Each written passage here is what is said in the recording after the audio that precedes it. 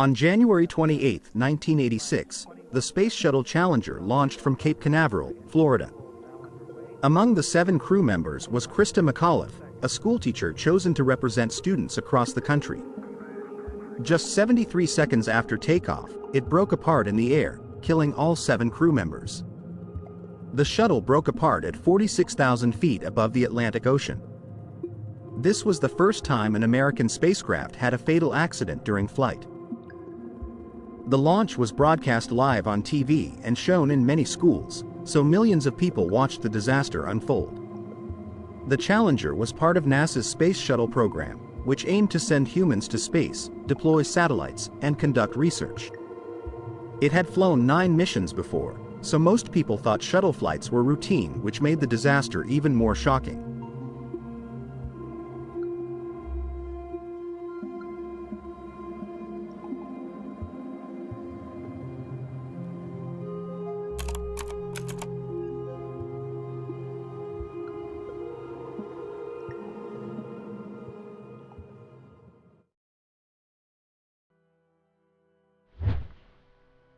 Challenger's mission, designated STS-51L, had multiple objectives. Deploy a commercial communications satellite. Study Halley's Comet. Test and operate scientific equipment in orbit. Take Christa McAuliffe, the teacher in space, on board.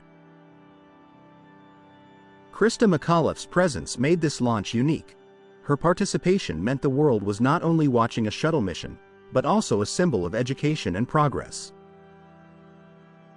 NASA had made public appearances, training sessions, and interviews with McAuliffe, turning the mission into a national event. This heightened attention also created pressure to avoid further delays, despite technical concerns.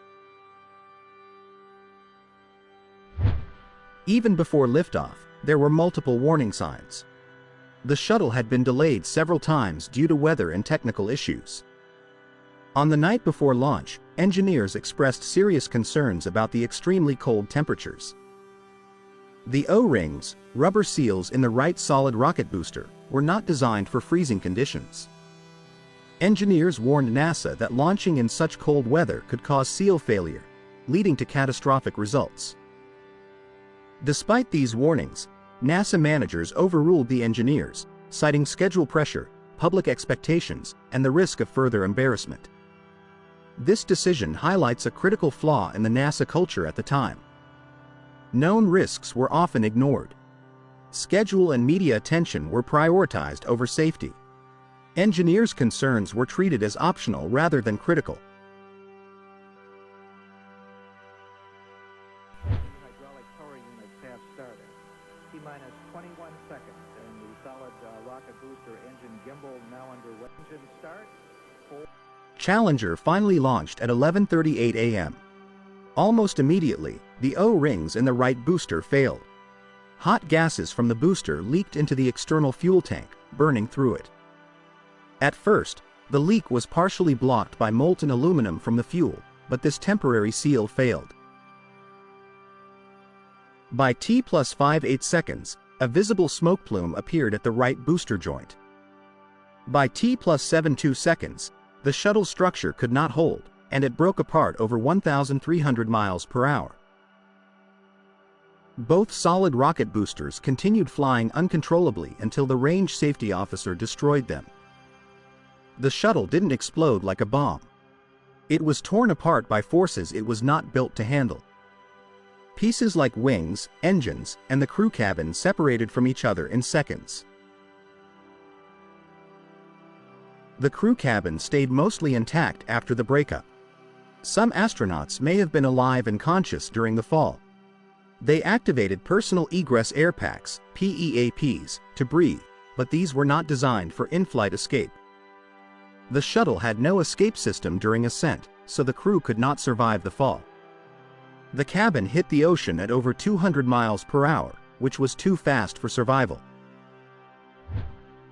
NASA formed the Rogers Commission to investigate the Challenger disaster. The commission found that the O-ring problem in the shuttle's booster rockets had been known since 1977, yet engineers' warnings about the dangers of launching in low temperatures were ignored. NASA management prioritized sticking to the schedule and maintaining media coverage over addressing safety concerns. The disaster was caused by a combination of technical failure, specifically the O-rings failing in the cold weather, and human error, as managers chose to overlook the engineers' warnings. Morton Thiokol engineers had even suggested redesigning the booster joints to prevent such failures, but NASA managers decided to proceed with the launch anyway. This tragic event shows how an organization's culture and decision-making processes can contribute to accidents. After the Challenger disaster, NASA launched ships and submarines to recover debris and the crew's remains. The recovery process lasted several months, with the right booster and the crew cabin being the main priorities. Most of the debris is now buried at Cape Canaveral. The shuttle program was paused for 32 months while NASA made important changes, including redesigning the boosters, adding pressurized suits for astronauts, and building a replacement shuttle, Endeavour, which first flew in 1992. However, despite these improvements, the Columbia disaster in 2003 showed that some lessons from past accidents had still not been fully learned.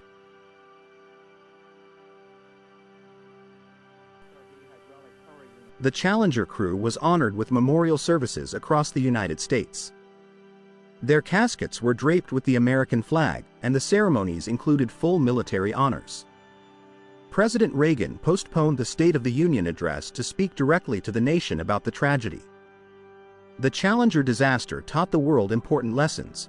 Space is dangerous, safety must always come first, and ignoring expert warnings can have serious consequences. The crew is remembered as heroes who continue to inspire generations, and their story remains a lasting lesson for all space missions.